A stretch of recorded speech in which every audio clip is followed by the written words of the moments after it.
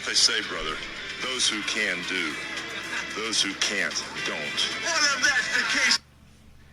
Hey, it's Christopher, and welcome back to Watching, Winning, Wrecking. And 300 cars now have found their way to the winner's circle in 2021. Chase Elliott, Lone Wolf, not there yet. Talladega, amidst all the mayhem this weekend. So you get there, gotta wait and see. But Richmond, let's just pause for a second. Richmond, it's gotta be at night. 2022, come on NASCAR. Put Richmond back under the lights in the spring in 2022. It's not a good look seeing it in the daylight. But nonetheless, Alex Bowman steals one like a thief in the night on Denny Hamlin. 10 laps to go. The famed 48 car. It's 5 years almost absent from the winner's circle. Finds its way back. Third career win for Alex Bowman. And a third consecutive year where he's had at least one win. And this is the first win for the car number 48, famously driven by 7-time champion Jimmy Johnson.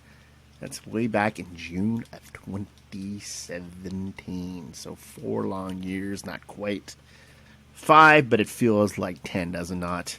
So this is the 6th career win for Greg Ives, the crew chief, 48 car. 266th win for Hendrick Motorsports.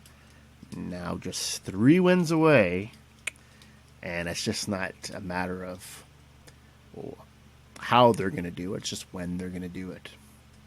Because I just think if it's going to immortalize a team that's already viewed by most as the greatest team in NASCAR in history. So they'll surpass Petty Enterprises with 3 wins left. It's likely going to come probably, I'd say, by July, August. Who knows? But to say that any of these cars will not win again this year, it's not like I see multiple wins for Larson, maybe Bowman, Byron, Elliott's going to get some. So this is the second top 5 in 2021 for Bowman, third at Atlanta. So he takes the lead here for the first time on the final restart with 10 laps remaining and just easily got around Denny Hamlin. Denny Hamlin didn't put up much of a fight there. And it was his race to lose. As I'm watching this race, Amanda has got a hard-on for Hamlin this year and really wants him to do well and succeed. He will. He's looking pretty stout for the championship this year. Doesn't define his career, nonetheless, but I guess it'd be nice just to have the trophy to escape that moniker of being the modern-day Mark Martin and Carl Edwards is maybe 2 of the drivers that come to mind, the greatest drivers to never win it all. You throw Ricky Rudd in there. Hamlin's going to get his, and it's going to be sooner than later. But this one lets another one slip away. And this is what Bowman had to say following his win. Kind of took the monkey see, monkey do approach, didn't he not? Gives the checkered flag to a kid wearing a Joey Logano shirt, and then Mike Joy says in the commentary, well, I think she's going to be a Alex Bowman fan from here on in. Like, come on. It's something that's kind of been tired. I think it's cool they're interacting with the people, and it's nice to see fans in the stands, but I think everybody's kind of been there, done that with the handing off that checkered flag to a kid in the crowd. It's just to score yourself some, maybe to attract new fans, and it's just a good look, right? And here's what Mr. Bowman had to say when he pulled the 48 Ally Chevrolet into the start-finish line at Richmond. To be honest with you, we are terrible on short runs. We restarted third, and I'm like, if we get out here with a solid top 5, we're good. We overcame a lot today.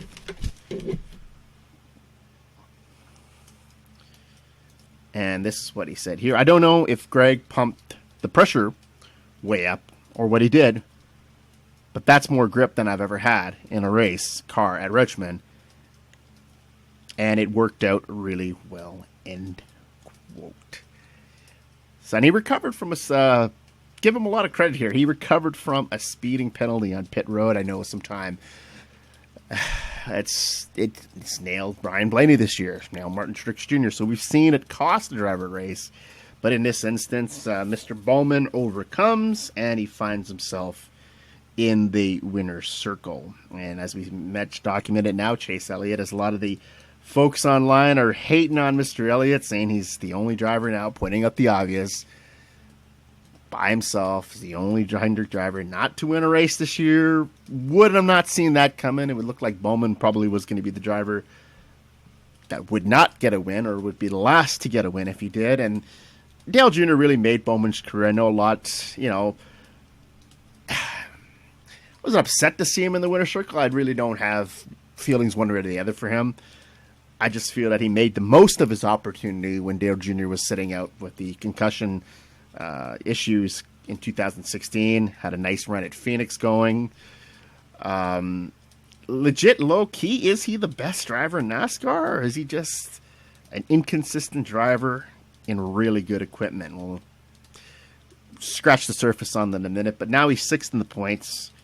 And 2020, fairly inconsistent driver, and that seems to be the trend in his career. I had to go back and look at some of his career stats. We all know the humble beginnings. He started PK racing, looked to be on the fast track to nowhere, was with Tommy Baldwin, just sort of kind of there, a field filler, and gets his golden opportunity, the golden ticket with Hendrick to sub for Dale Jr., the most popular drivers of all time, and the rest is history for him. But he's 35th at Daytona, and in the 500 at the road course, he's 10th. He's 9th at Homestead, 27th at Vegas, 13th at Phoenix, 3rd at Atlanta, 22nd at Bristol, 34th at Martinsville, and then he gets the W here. It's the inconsistency, I think, he's 6th in the points last year, so give him a little bit of credit. In 2020, he is one race away from making the Final Four.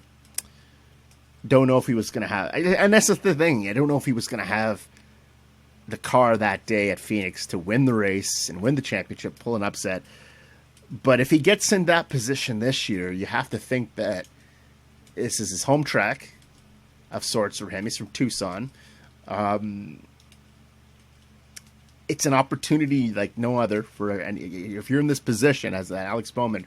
If you would have said when he started his career that he would be in position to win a championship some years later, I would have said that's not likely. That's kind of a when pigs fly scenario. But very well with this new point, with the way the point structure it is.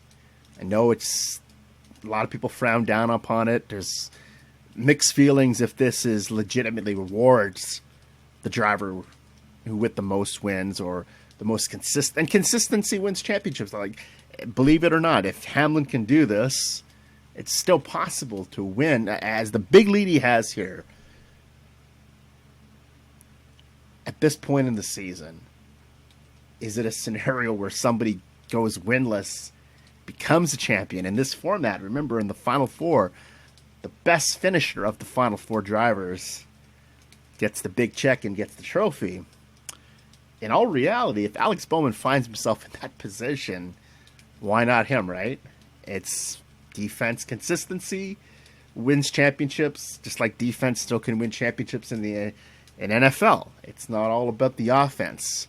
But in this case, it's the inconsistency, I think, that what's going to be Bowman's ultimate downfall in the end, why you won't see him probably becoming a Cup champion in the near future based on this. But if they can, I don't know, his future's in doubt. He's in a contract year. He's in the same boat he was in a year ago.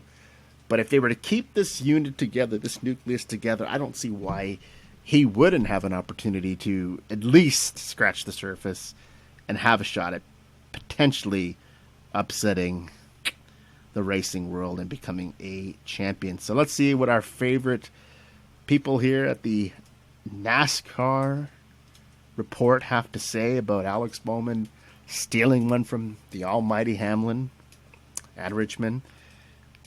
First comes here from Chris Myers, a Fox fan. It's a legit account. It's got the little check mark by it. This deserves a wow. Yep, didn't really see that coming, did you? And then Andy Dixon 5 to Chris Myers on Fox. Are you broadcasting Cubs games this year? Question mark, question mark. And he answers back to him, yes. Scheduled to start in mid-June. A few series and some pre- and post shows for Marquee. Okay. Chicago Cubs baseball fans here? Okay. CEF9.DI9. Breaking.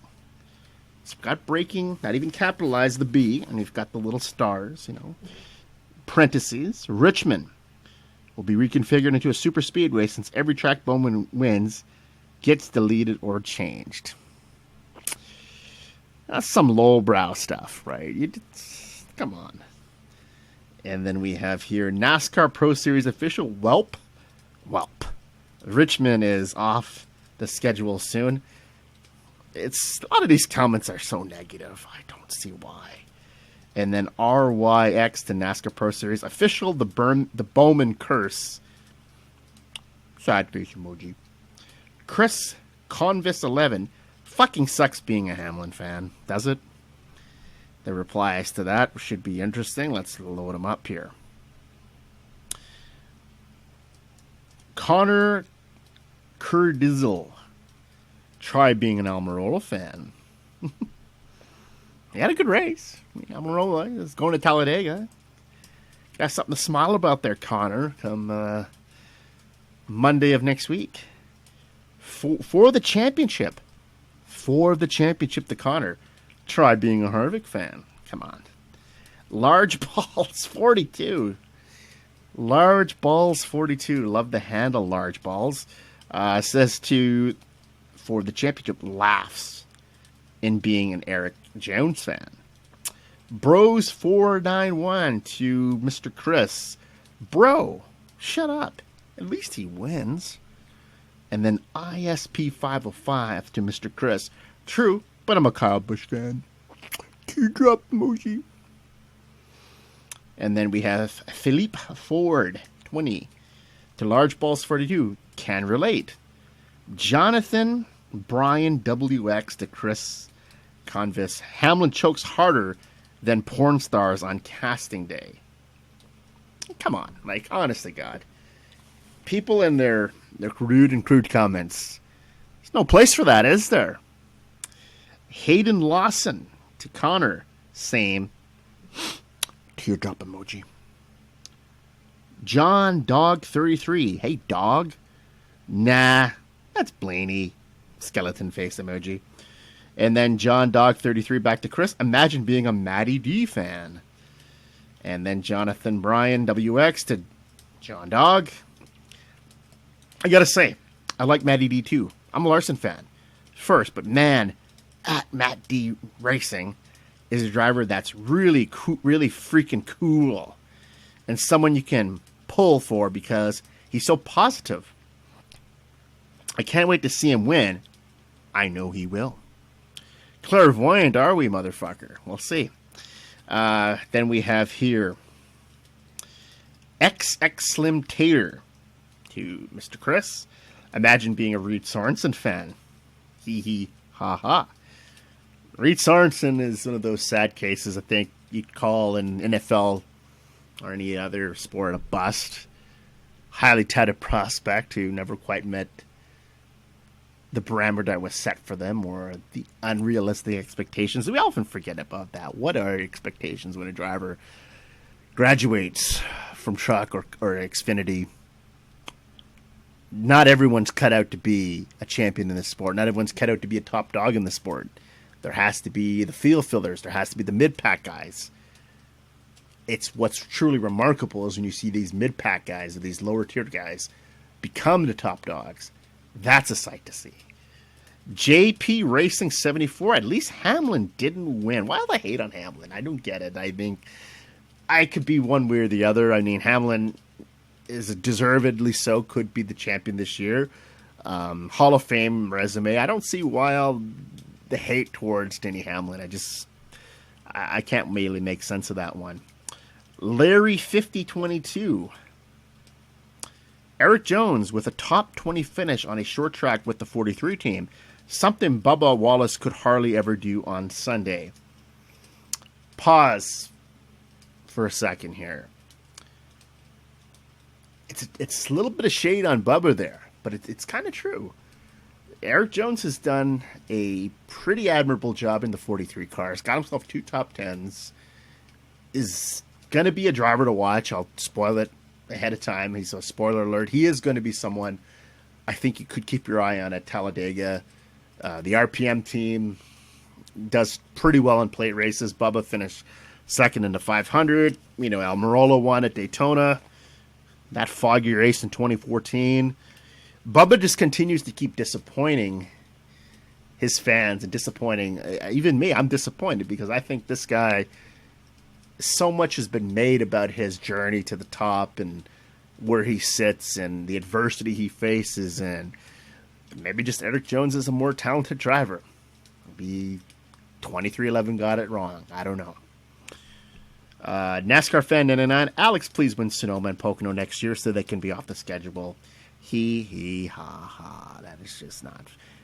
If you're not familiar with the referencing, they're referencing Fontana when Alex Bowman won Fontana, and then he won at Chicago, and absent from the schedule in 2020 and absent from the schedule in 2021. See a pattern here.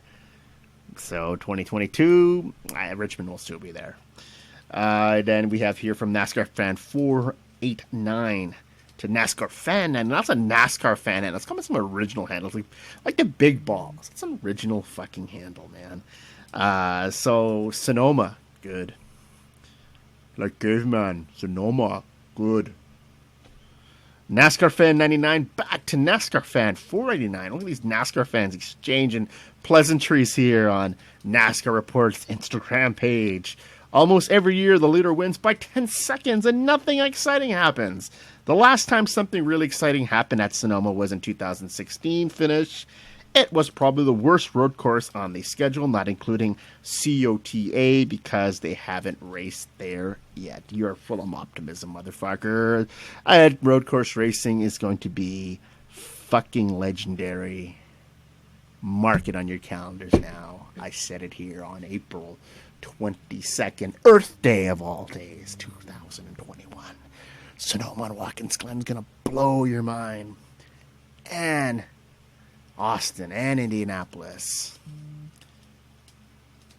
So moving on from that, it's always fun to go back and read what these schmucks have to say on the NASCAR report. Denny Hamlin leads 207 laps. Toast of the town. Again, this was a home track of sorts for him at Richmond.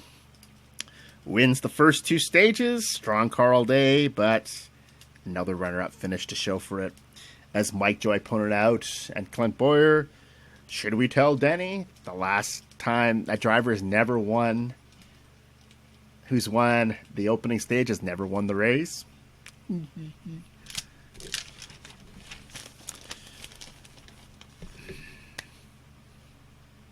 So he could break the record here for top 5 finishes to open a season through 9 races, which he did without a win. Had the race lead in the final restart.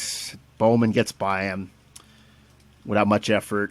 First in the points, actually has such a large enough lead in points where he could actually sit out 2 races and still maintain his position atop the points. Really large lead. But this is going to play really into his favor come November and October, because he is going to make the playoffs this year without winning. Let's say he doesn't win. Let's fantasy book he doesn't win. His consistency will get him there. Not to worry, Hamlin fans. Not to worry, Amanda.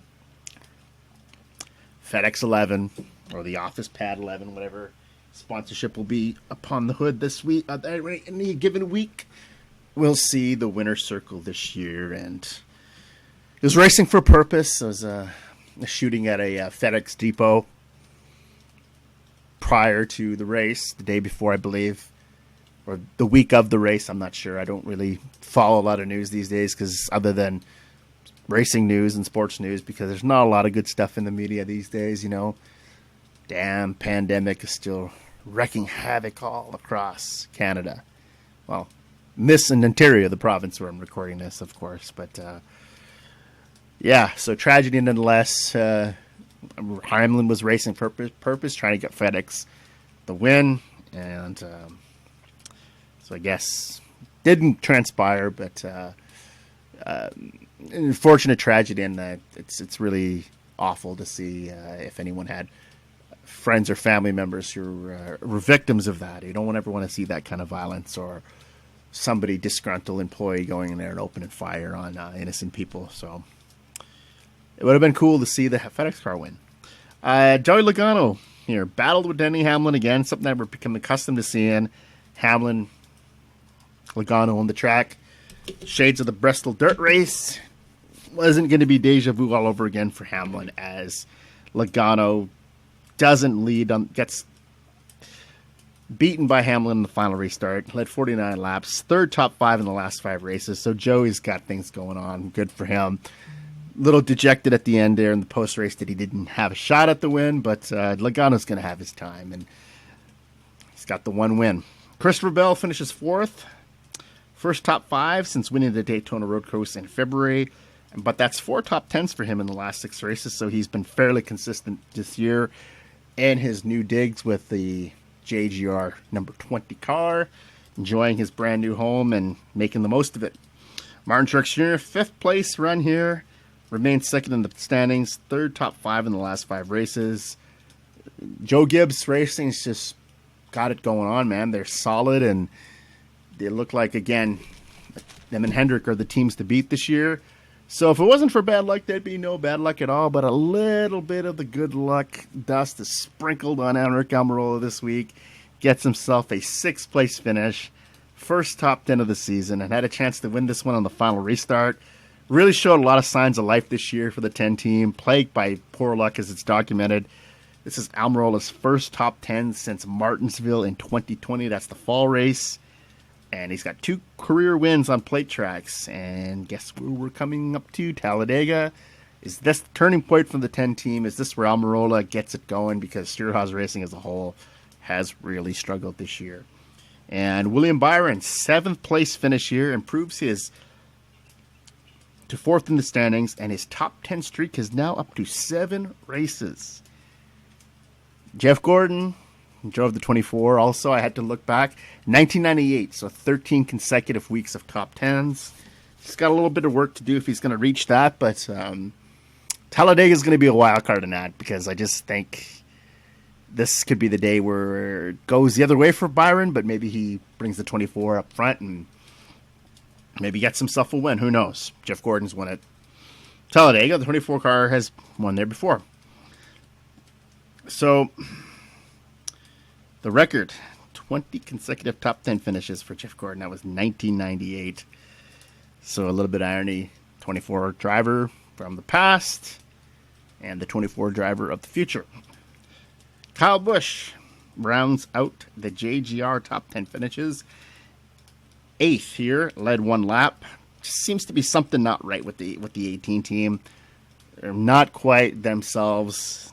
It's not working out the way probably he had hoped when they paired him up at Ben Bayshore, because this team, he's very comfortable working with him in the Xfinity Series, and just I think that was what Joe Gibbs Racing was planning for this team, that this was going to be this connection that he established with him in the Xfinity Series was going to carry here to the Cup Series, and you're going to see the old Kyle Busch tearing things up. It's not been the case, but 5 top 10s in 2021. His third was his best finish at Las Vegas, as we've seen. And for the 3rd time, all 4 Joe Gibbs Racing cars were in the top 10 in 2021. Las Vegas, Martinsville, and here at Richmond. Matt DiBenedetto, 9th place finish for him. First top 10 of 2021. 6th consecutive top 20 finish. And the first 3 races were a complete disaster. 28th or worst. Now 15th in the points. And he's going to be one of those drivers, Matt DiBenedetto, for the rest of the year that's going to be on the cut line, bouncing in and out of the 16th position, hovering around that 14 to 16 mark, 17, 18, maybe as far back as 2021, but he'll be in striking distance of this the playoff spot. He's going for 2 consecutive years of that. It's got to get the win, I think, this year to make it, because the competition has been very fierce, and I think it's going to be very slim pickings at the end of the line for drivers qualifying based on points throughout the season.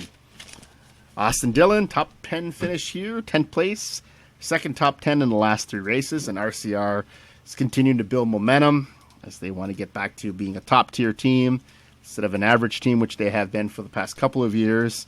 And Ryan Blaney, other notables, he's 11th, second consecutive 11th place finish, remains 5th in the points. And Chase Elliott, much made of his struggles this year, inconsistency is more like it. 12th place finish, last of the Hendrick cars, not to win in 2021, 7th in the points. Is it a championship hangover, or is it, again, a case of a very streaky driver that gets hot and is tough to beat, and when he's ice cold, he just finds ways not to win races? I think that could be the case, but Chase Elliott not looking too strong this year, and Brad Keselowski, a 14th place finish here, never really competitive in this race, and it's just, to me, he's lacking that consistency. The other 2 drivers have won, and his streak ends now of 3 consecutive top 5s at Richmond coming into this race, and I just think it feels almost like he's on the way out of Penske. It's starting to feel that way, but I think it's too soon to be speculating into things that might not be completely accurate. But if you have to ask me right now if you think this is his final run here, I think it is. I don't think you're going to see him in this 2 car next year, but that's just my observation. So disappointments of the race, not terrible finishes, but Kurt Busch's 13th place here. Finish 6 races since his last top 10 finish. That was 8 at Homestead, and now he's 15th in the points, 16th in the playoff standings, so he's just there holding down the last spot, dangerously close to that cut line. And just the whole Ganassi team just seems to be kind of sorting out themselves this year. And in 2020, the first 9 races for him, he was 10th in the standings, so not a big difference here if you look at it, but no wins, 3 top 5s, 6 top 10s, just a tick better. But it's concerning because Busch is also one of those drivers who has a long streak going of at least 1 year with 1 win. And then the 42 team has just not looked right since Kyle Larson was dismissed from this seat here. They've not had a top 5, this 42 team, since Indianapolis in 2020. That's when Matt Kenseth was the runner-up last July. And Ross Chastain, his only top 10 finish was the 7th at Daytona and the Daytona 500. He's 15th here in Richmond, so okay day, but this team really is not running well collectively, so there has to be a little bit of cause for concern if you're Chip Ganassi, because again, the theme of this season is that every team that's in the playoffs right now that has won a race is probably going to repeat. Truex Jr.'s got the 2 wins. You're going to see multiple repeat winners, plus a whole host of drivers have yet to win. So that's going to put the pressure on a team like Ganassi, who just maybe doesn't have things figured out yet. It's going to leave that more of a gap between the haves and have-nots, I think, in the rest of the way of the season. So Kevin Harvick spins out, brings out the final caution on lap 382.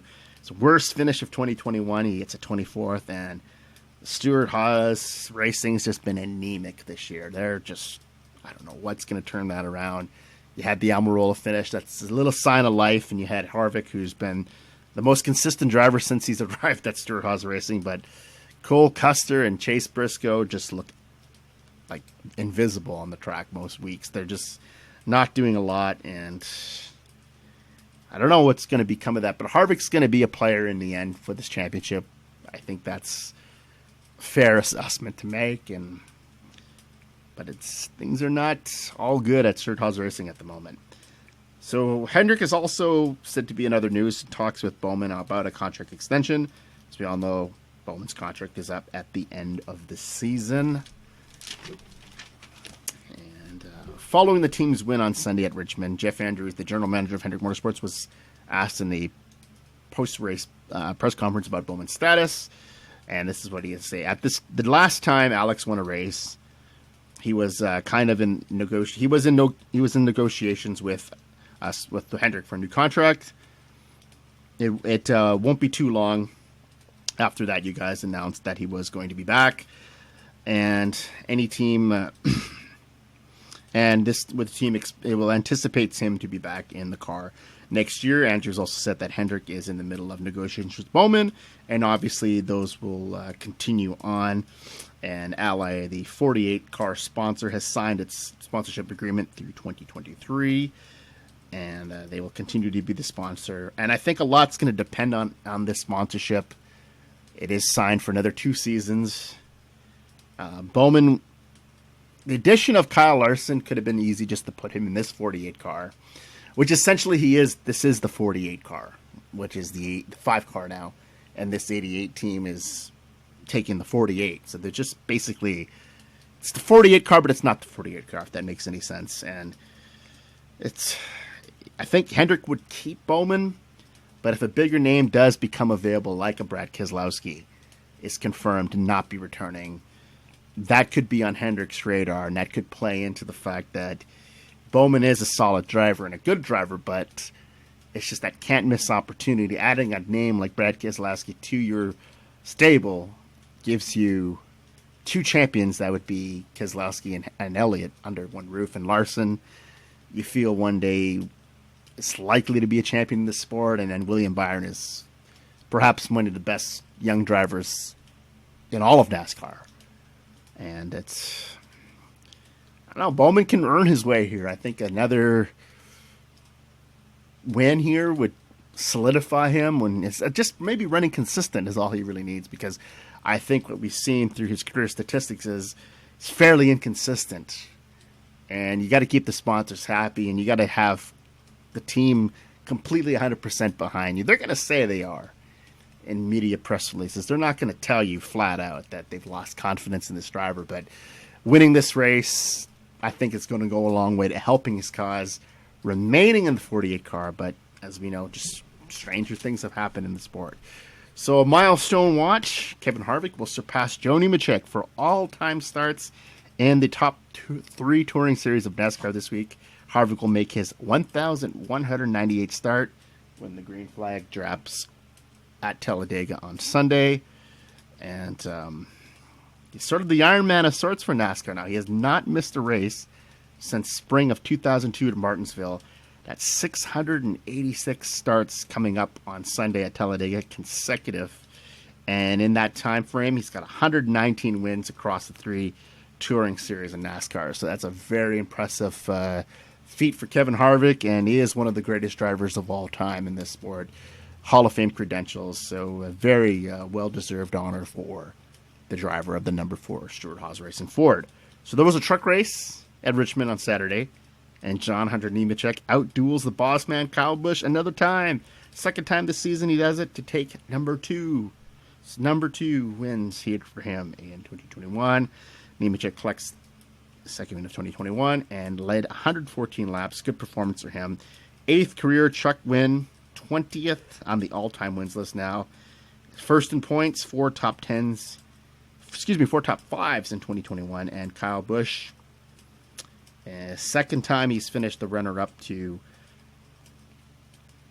Hunter Nemechek, as we well documented. And his 3rd race of 2021. He's had a good record this year again. 2nd at Las Vegas, 1st at Atlanta, 2nd here at Richmond. Has 2 races left in 2021. So you can only run 5 races a year now, as the restrictions for the Cup drivers in the lower tier series. But Busch, for all the amazing feats he's accomplished in the Xfinity Series and the Cup Series, has yet to win a truck race at Richmond, interesting enough. And this is Kyle Busch Motorsports' 4th consecutive win in the trucks. As we said, Nemechek, who won at Vegas, Busch at Atlanta, Truex Jr. at Bristol, and of course, Nemechek's win here. This is what Nemechek had to say following the race win. It's a never-give-up attitude. I just can't thank Kyle, everyone at Toyota, and all of our great partners. It's pretty cool to be able to come out here and do what we did. We had a really fast truck, and I'm super proud of all my guys and thankful for them and quote. So, we go back to the NASCAR report. It's going to read what anyone is saying here about the Hunter Nemechek, not Joe, that's his stat, right? John Hunter Nemechek winning at Richmond. So here we go. NASCAR report says, wasn't able to watch the race today. Had something unexpected happen in the family. Everyone should hopefully be okay. Thank you for your patience. And then the Nitro Jags 0613 reports the NASCAR report. The praying hands emoji, but I still think is the high five emoji. But I stand to be corrected, maybe. I don't know. I am Bruce Blevin. Also, he's got the praying hands emoji. Same for NASCAR Jarrett. And then the next one here says, the next comment. Lassard fan 24. Stuart Friesen poop. Again, context. I like actually people put some context to what we're talking about here. And then Juice 9_5 to Lassard fan 24. More wins than Lassard. NASCAR photos to Lassard fan 24. Lassard poop. Arts BHS to Lassard fan. A full year in Kyle Busch trucks and missed the playoffs. Burn. Lassard fan 24 to Arts BH. Yeah, and Friesen didn't do any better last year. LOL. Lassard fan back to Juice 9_5. Friesen has 2 wins and Lassard has 1 win. And the funny thing, Friesen has been in trucks more than Lassard. And then Arts BHS to Lassard fan 24. Just focus on trying to make the playoffs. Wink emoji. Hashtag trash.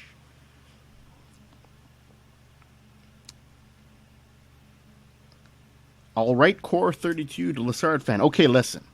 I like Lassard, but he's a freaking ass. He only has the win because it's a super speedway. And Stuart Friesen has been in worse equipment than Lassard has ever been in, so take this into mind. Let's take that into mind, but whatever. NASCAR fan _99. Can the Fogelman and Deegan rivalry continue? I want a rivalry in the trucks. And then NASCAR fan 49 to the other NASCAR fan 99. Cobb and Norm have the best rivalry. So, for you don't know, that's Jennifer Joe Cobb and Norm Benning. LaJoy fan 7. Glad everything is okay. Keep you and your family in my thoughts and prayers. High five, pray emoji. Wildman 18KB. It's whoever got out front first. Lucas Wessinger, let's go. And then we have NASCAR Jared KFB didn't win, and that's all that matters. So Kyle fucking Busch, is that maybe what that stands for? And those are all the comments here. So back to the Fogelman. I think that's Tate Fogelman, I believe his name is. He doesn't get a lot of press time because he's not a really good driver. But Haley Deegan, I think he's right, though. We do need a rivalry in the Truck Series. There needs to be something to be of interest in that series. I think the storyline in that series, and deservedly so, is it's going to be John Hunter Nemechek running roughshod over the competition. He's a skilled driver, and he's going to do fantastic in that car, and he's proven that he's going to win the championship. I'm going to say it. I've said it since the beginning of the season. I think this is his championship to lose, and he's in tremendous equipment with Kyle Busch Motorsports, so can't see a whole lot going wrong there, but I guess we'll have to wait and see. So Tyler Ingram finishes third, his best finish of 2021, ending a streak of finishes 18th or worse for the first 5 races. Chandler Smith could have made it a 1-2-3 Kyle Busch Motorsports finish, but unfortunately Ingram got the best from there and was reduced to a 4th place finish and his first top 5 of 2021 for Chandler Smith. And then we're going to go here. Just got to get my notes together here. I kind of have to combine them this week. So here we are.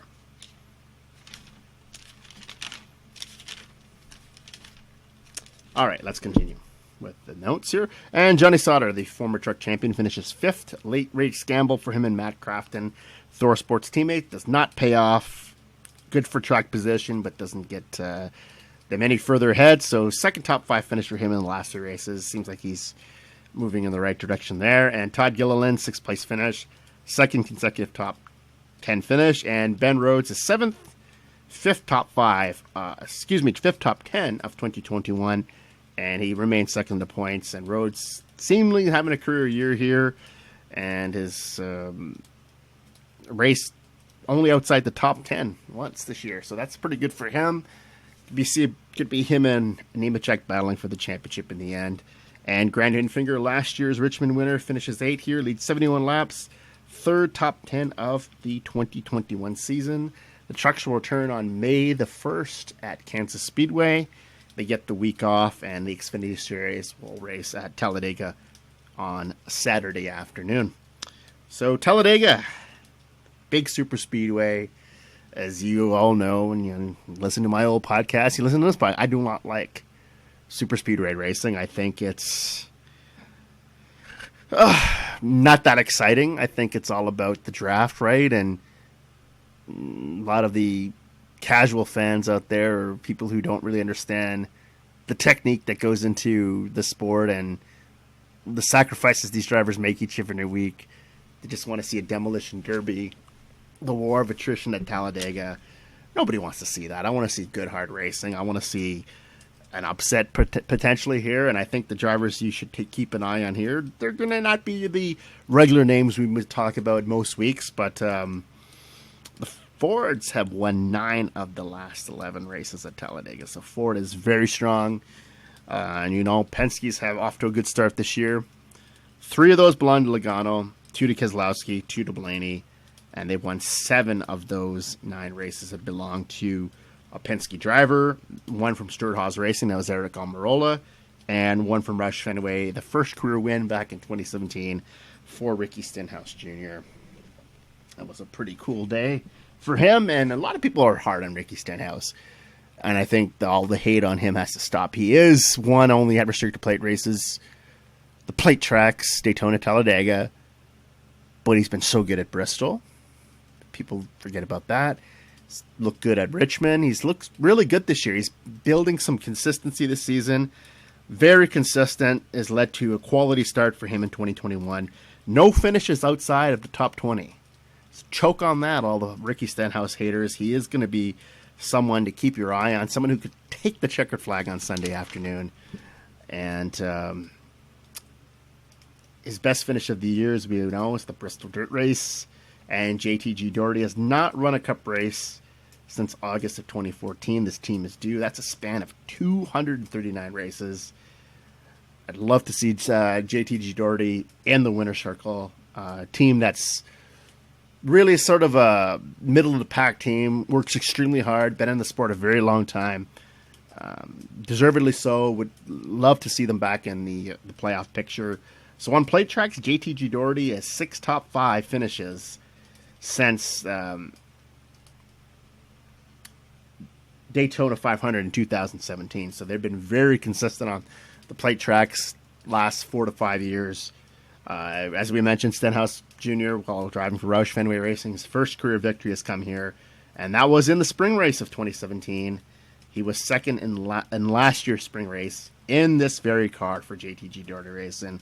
6 top 5 finishes and 9 top 10 finishes. So Stenhouse is, and that's what I find remarkable here, how everyone is so hard on him in the comments leading up to Talladega on NASCAR Report, another media outlets, Racing Reference, all that stupid fuckers out there that watch the sport, that I think it becomes so territorial. It becomes so, well, my guy's better than your guy, or I hate this driver. Why you hate somebody? Give me a concrete reason why you hate this driver. Is it what you read about him in the media? Is it you know him personally? I mean, it's yes, I think that contributes to some of the dislike. I do not like Noah Gragson. I think that's been well established. I think that piece of garbage is never going to make it to the Cup Series. I hope he doesn't make it to the Cup Series. The reason I don't like him is because he races like a clown on the track. He's in a position he's in, I don't know how, with a top-tier team like Junior Motorsports. He had a good run with Kyle Busch Motorsports and the trucks. So just right place, right time. But the guy seems to have lacking personality. If you ever see his interviews, very arrogant. And then the altercation on pit road with Daniel Hemrick seems to still think he was in the right. And I mean, I guess they patched it up, what you'll believe from the crew during the telecast of the Xfinity race at Martinsville. But that's a big reason why I don't really care for that guy. But a lot of times Ricky Stenhouse, he's getting in some accidents. He's been in some had issues. It just looks wrong place, wrong time. It's just maybe a victim of bad luck on the racetrack. But I think he's won 2 races in Cup. Who cares if they're plate races or not? He's an Xfinity champion. He's a talented race car driver that I think just gets painted with the wrong brush from some of the disgruntled fans out there that maybe don't really take the time to look at his stats and respect the fact that the guy is a championship driver and is a pretty good race car driver. That's why he's still in the sport, even though Roush Fenway Racing thought he was protected by them for years and would not see any opportunities outside of that team. Well, he has. And I think he's made the best of this with JTG Doherty Racing. And Brian Patty was his crew chief for both those wins when they were both members of Roush Fenway Racing in 2017 on the plate tracks. And another Ford driver to keep your eye on. Stenhouse is a Chevrolet driver, former Ford driver though. Fresh off his best finish of 2021, the 6th place at Richmond. He's won at Talladega in the fall of 2018. His only win for him at Stewart-Haas Racing. So there's a lot of pressure there. He's in a contract year. It could easily be replaced. And I think at this point in Almirola's career, the resume isn't glistening with eye-popping accolades. So I think he could be one of those drivers that could get lost in the shuffle if he were to be released from Stewart-Haas Racing. Might return to Xfinity or the trucks. Who knows? He's had a lot of success in the truck series, but at this point in time, he could really help his cause by winning here. And he won at Talladega in the fall of 2018, and that is the only win, as we said, for him there. But in the last 9 races at Talladega, he's got the 1 win, 5 top 5s, 8 top 10s, so tremendous plate racer. And would love to see him turn his season around because Eric Almirola is a good driver and is a valuable member of Stewart-Haas Racing. I know a lot is made, and I make a lot of it, that it's Kevin Harvick's team, and Kevin Harvick's the top dog, which he is, and he's earned that right. But Eric Almirola is a driver that you just feel like you want him to do well. And he's gone through a lot in his career, and it'd be nice to see him get another one here and save his positioning there. And Denny Hamlin won last fall, much to the chagrin of a lot of people on NASCAR Report. And me and Amanda last night were going through some of the comments on him and saying that he was going to find a way to choke again and doesn't deserve to win. He's a cheater. Like, how do you cheat on him? Like, he didn't go below the yellow line. I saw that race. He did not go below the yellow line to gain position at the end. That was inaccurate. So I think there's a lot of senile people who watch these races, or clearly we're not watching the same fucking race because Hamlin won fair and square. He's destined to win. He's got to win soon. 8 top 5 finishes to start 2021. Last 9 races, just unbelievable here with the 1 win, 5 top 5s, and 6 top 10 finishes. He won the spring race in 2014 at Talladega, so he is a good driver, knows how to win here. Joe Gibbs Racing's plate program, maybe not the greatest in NASCAR. I think there's a lot of teams out there that have a better record on plate tracks, but anytime you're in a Joe Gibbs car, you have an opportunity to win. And Eric Jones, a former Joe Gibbs driver, 2nd in the fall race in 2020, 3rd in the spring race in 2020, 2 top 10s in 2021, making the best of that Richard Petty Motorsports opportunity, but he's not won a race, Richard Petty Motorsports, that is, since Eric Almirola won in Daytona in July of 2014. And Eric Almirola and Eric Jones, so easy for me to say, got those two Erics, but just different pronunciations, Eric Almirola and Eric Almirola. But anyhow, Jones has won a plate race. won the Daytona July race a few years back. This is a good opportunity for him, and Richard Petty Motorsports is running an alliance with Richard Childress Racing, so they have that, and Richard Childress Racing is very good on the plate tracks. So this is an opportunity for Eric Jones, I think, to capitalize and make the most, get himself back into the playoffs after a 1-year absence, and it just do a lot for him, I think, to get Richard Petty Motorsports and the 43 car back in the winner's circle. And the last driver, I think, to keep your eyes on, Ryan Preece, JT Giordi's other driver. Really much made of him running so well for a team that doesn't have a charter. That's been talked about ad nauseum this year. 22nd in the points coming in, sort of on that cut line, very close, striking distance of that 16th position. 2 top 10s in 2021. And at the Daytona 500, he finished 6th, and the Daytona Road Course, he was 9th. His career best finish in Cup was here in the spring race at Talladega, where he finished 3rd, and top 20 in all 4 of his Talladega starts, and completed every single lap. So kept the car clean, kept it out of trouble, no issues, brought home good finishes. So this is going to be huge for Ryan Preece. A win for Ryan Preece. The magnitude of this is enormous, because I think this will propel him to secure funding for the rest of the year to run the entire season for JTG Doherty Racing. And obviously, they tend to be an organization that takes their contracts year by year. With the rumblings that Junior Motorsports may enter the ranks of Cup Series next year, he'd have to be someone that they'd keep their eye on, or any of the other teams that's looking for driver. What about Stewart-Haas Racing, giving Ryan Preece an opportunity? It's just something that we could really be keeping our eyes out for. And I think he deserves a tremendous opportunity to run up front with a top-tier team, much in the same vein as Corey LaJoie and Matt DiBenedetto. Much is made of them, the underdogs that everybody loves and wants to see them do well. I like to see Ryan Preece do well. And he's got the roots as a late model racer in New England, East Coast, so it'd be pretty cool to see him on a racing cup. I think I've been very impressed by him on the plate tracks since he started in 2019 in the Cup Series.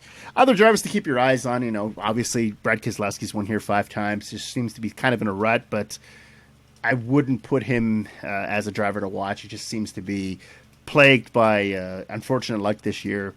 Also, Front Row Motorsports, the upset in 2013, the Davids slayed the Goliaths that day. The 2 Davids, Gilliland and Reagan. Reagan gets the win. Anthony Alfredo. Someone in NASCAR Report says, I bet Anthony Alfredo wins this race. Probably not likely, but yeah, stranger things have happened. Michael McDowell, who we know won the Daytona 500, and Front Row Motorsports tends to run up front and plate races, so keep your eye on them. I think those are some drivers that could pull an upset. Justin Haley's in the field. We know that he pulled a massive upset winning Daytona July in 2019, and he's got 2 wins in Xfinity Series, so there's always that to keep your eye on. And it should be an interesting race. Harrison Burton will make his Cup debut for Giant Brothers Racing, but it's pretty cool to see Harrison, Jeff Burton's son, finally work his way into the Cup Series. And unfortunately for Jennifer Jo Cobb will not race, as it was announced that she was not approved by NASCAR and the sanctioning body to run this event. Was approved a few years ago, but apparently, again, if you have to go through that process after a couple years, J.J. Yaley will be in the 15 Rick Ware racing car. It would be cool to see one of the Rick Ware cars pull the upset. James Davison, who finished 2nd in the I race to Keselowski. People crying on NASCAR Report that he was robbed. He should have won this thing. Well, could win the big one here, and it'd be kind of cool to see James Davison, who I think has a lot of talent and is someone to keep your eye on. If he does choose to leave Rick Ware Racing, or I don't know, maybe he'll take the IndyCar route as he is sort of finding his place. Is he going to be an IndyCar driver? Is he going to be a Cup driver, and the IndyCar Series did have their opening weekend at Barber, and Jimmy Johnson, the 7-time champion, didn't fare too well. I mean, he had a good face about it on social media, posting that it was an accomplishment. Yes, Jimmy Johnson primarily is a stock car driver. He's running for Chip Ganassi Racing, splitting that team with Tony Kanaan this year. Finishes 3 laps down to the leader, but nonetheless, very thankful and humble in his first IndyCar appearance. And never know, he might be one of the first driver to win the Daytona 500 and the Indy 500 since Mario Andretti did it years ago. So that would be pretty cool to see Jimmy Johnson win at Indianapolis. He's won at Indianapolis in the Cup Series. I think he'd be the only driver to win Indy and to win the Brickyard in NASCAR. So I'm going to wave the checkered flag on this edition of the Watching, Winning, and Wrecking podcast. It is another glorious day in the life of Christopher, and I think I just want to say to everyone, I'm glad that you take the time to download this podcast and listen. I'll continue to keep doing this as long as I can, as long as you let me do it. I have a couple of episodes I want to break out in a couple of days. Next week is 2 episodes I'm going to work on. I promised you way back the Dale Jr. leaving DEI. I've compiled my notes. I'm ready to record that one. And we'll be revisiting the 2001 Rookie of the Year class that featured Kevin Harvick, Kurt Busch, Andy Houston, Ron Hornaday, and Jason Leffler. Pretty big names. I mean, 3 Hall of Famers out of that group, and then the other 3, Casey Atwood was in that group as well. Sort of seen as a second coming of Jeff Gordon, but I think that had a lot of unrealistic expectations for Casey Atwood. Ray Evernham, I think they could have worked on keeping him in what was then the Busch Series a little bit longer. Seemed to be forced into Cup, but championship credentials for 3 of those drivers. You know, Ron Hornaday was a truck legend, 4 titles to his credit. He made the Hall of Fame, was elected there. Much will probably be the same for Kurt Busch and Kevin Harvick, champions in their own right. And pretty interesting rookie class. And I think Andy Houston, a lot was made of him. Tommy Houston was a great Busch Series driver. But for whatever reason, his son, Andy, just, again, maybe lack of seat time, could have stayed in the Truck Series. It looked like he was, we like to have rivalries in NASCAR, and it seemed like he was trending that way with Greg Biffle for a while, that him and Greg Biffle was going to be the rivalry that everyone would have their eyes on. And Jason Leffler, unfortunately, just could never get it going in the Cup Series. Had 2 opportunities, one with Chip Ganassi and another with Joe Gibbs Racing later in his career, and unfortunately, he passed away in June of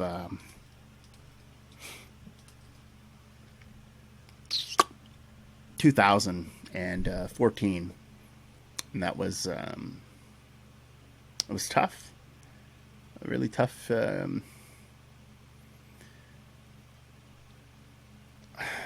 It came in a race that it wasn't in NASCAR. It was one of the open wheel modified races, and it was just tragic end to a guy that I thought had a pretty good NASCAR career. And it's just tough to see that these drivers lose their lives in competition. It's never easy. We've seen it with Dale Earnhardt 20 years ago.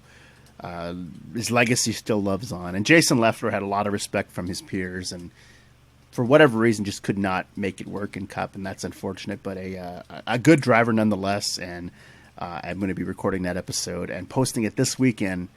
An extra for you, for everyone here at the Watching, Winning, Wrecking podcast. I do appreciate taking the time, and it'd be good to have one another. I know it's tough being in. I know here in Ontario the coronavirus is still running roughshod over the province, and can't really go out there and work out in the gym. And I'm a huge movie fan. I enjoy movies. Me and Amanda love the Mayfair Theater, so great shout out to the Mayfair Theater. It's a tremendous place to see a movie. A lot of old movies too.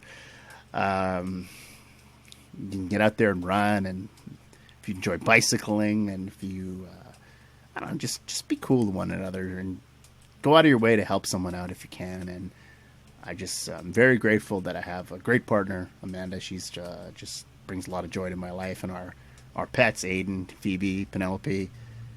So it's good. It's good to be me right now. I feel really good about my life, and I enjoy doing this podcast. And I wish everyone a very, very good week and a nice weekend, as we are recording this on a Thursday night.